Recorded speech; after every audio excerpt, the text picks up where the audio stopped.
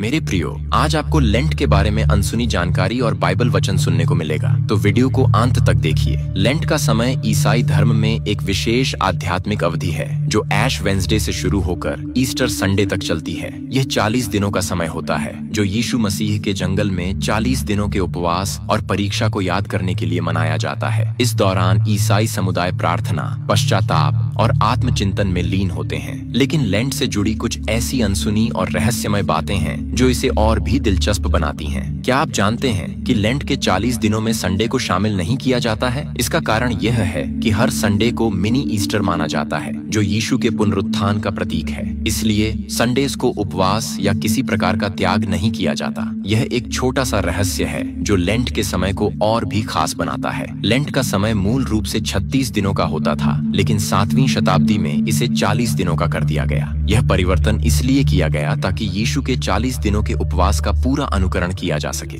यह बदलाव एक रहस्य की तरह है जो इतिहास की गहराई में छिपा हुआ है। ऐश वेंसडे को लेंट की शुरुआत के रूप में मनाया जाता है। इस दिन लोगों के माथे पर राख का चिन्ह लगाया जाता है जो मनुष्य की नश्वरता और पश्चाताप का प्रतीक है। यह राख आमतौर पर पिछले साल के पाल्म संडे की पत्तियों को जलाकर बनाई जाती है। यह प्रक्रिया एक रहस्यमय और गहन आध्यात्मिक अनुभव प्रदान करती है। लेंट के दौरान चर्च में बैंगनी रंग का प्रयोग किया जाता है जो पश्चाताप, समर्पण और राजसी गरिमा का प्रतीक है। यह रंग लेंट के समय की गंभीरता और पवित्रता को दर्शाता है। बाइबल में कई वचन हैं जो लेंट के महत्व को समझाते हैं और इसे आध्यात्मिक रूप से समृद्ध बनाते हैं। मत्ती 4 का 1 से 2 वचन, तब यीशु आत्मा के द्वारा जंगल में ले जाया गया शैतान के द्वारा परीक्षा करने के लिए, और जब वह 40 दिन और 40 रातों तक उपवास कर चुका तो उसे भूख लगी। यह वचन लेंट के मूल को दर्शाता है। यीशु के 40 दिनों के उपवास और परीक्षा को याद करके हम भी अपने जीवन में आत्मसंयम और आत्मचिंतन का अभ्यास करते हैं। योएल 2 का 12 से 13वां वचन,